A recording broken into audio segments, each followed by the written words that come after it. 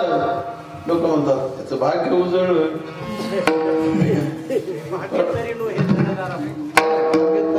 धनपुत्र दारा निकटवास बरा संताप आहे.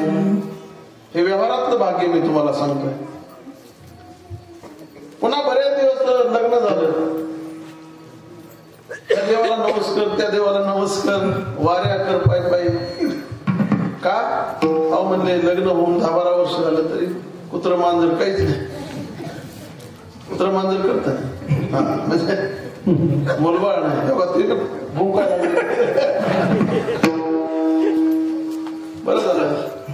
कोणी जर विचारलं तर असं म्हणायला नको, रात्री कुत्र सुद्धा नव्हतं कीर्तन. कुत्र हजर आहे. मुलबाळ नाही झाला मुलगा. पेढे वाटायला सुरुवात करतात. घ्या पेढे, घ्या पेढे. बंकटशाही मला सांगायचे तुला, मुलगा झाल्याबरोबर पेढे वाटायची घाई करू नका. मुलगा लहानाचा मोठा होऊ द्या, तुम्हाला म्हातारपणी होऊ द्या, आणि म्हातारपणी तो मुलगा वागणूक कशी देतोय तुम्हाला याच्यावर पेढे वाटणं अवलंबून ठेवा. नाही तर मुलगा झाल्याबरोबर आनंदाच्या भरात तुम्ही वाटायचे पेढे, आणि म्हातारपणी त्या पोरानं काढायचे म्हणा तुम्ही.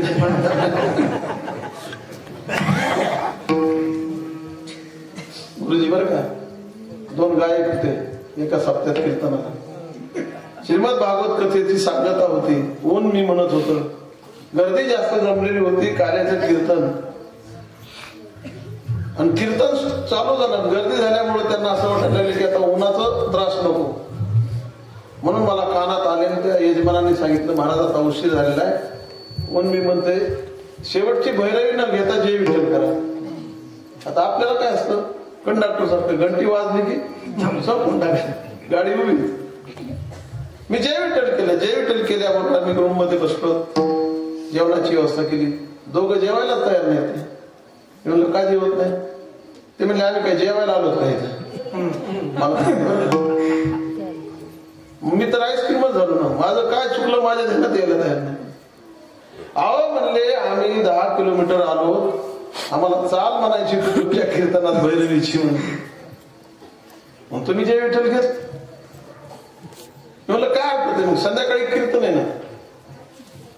संध्याकाळच्या कीर्तनात तुम्ही काय करा, माझ्या बरोबर चला, भैरवी म्हणा. संध्याकाळी म्हणले मी आम्ही पहिली चाल म्हणणार. म्हणलं ठीक आहे काय हरकत नाही.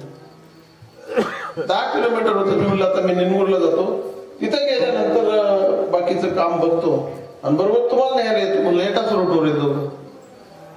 गेलो तिथं, गेलो तर तुम्हाला सांगतो त्याचं पोरग ते म्हणला दुपारी मी कीर्तनाला म्हातारा गेले आणि संध्याकाळी मी म्हातारा चालले. म्हणलं मारतोच म्हणलं ढेकळा. आता ढिंपूळ घेतला. त्याला वाटायचं की संध्याकाळी तरी आपल्याला मोकळीक भेटावं. ढेकळ त्या नांदर तिथून तो माणूस पुढे पळत होता आणि माग पोरग ढिंपूळ घेऊन लागलो होतो. मी गेल्यावर तरी ढिंपूळ टाकून दिला, तिकडे शेतात गेलं झाडाखाली. तेवढ्यात त्यांनी सांगितलं बरं झालं म्हणजे महाराज तुम्ही आले नाही, ते मला मारित होता. बसली गाडी, पाणी दिलं प्यायला. आणि बऱ्याच वेळाने मी म्हणलं का हो, मी नुसती चाल दिली नाही तर माझे एवढं रागावला. पोरग ढिंपूळ घेऊन माग लागलं, तुम्हाला काय वाटलं नाही का? ते म्हणलं निकळतंय, त्याला काय कळतंय? तुम्ही शहाणे सुरतेत ना, त्या पोराला काय कळत नाही. मला सांगा, कुठूनही जरी आलं तरी आमच्यावरच आल्याशिवाय राहत नाही, हे मला सांगा. आता सांगा, भाग्याच्या बाबतीमध्ये आपण विचार जर केला तर मुलबाळ झालं आपण भाग्य समजतो. पुन्हा तो नोकरीला लागला नाही, पुन्हा भाग्य नाही म्हणतात. नोकरीला लागला तरी अपेक्षा संपलेली नाही. पुन्हा 2 हाताची 4, 4 हाताची 6,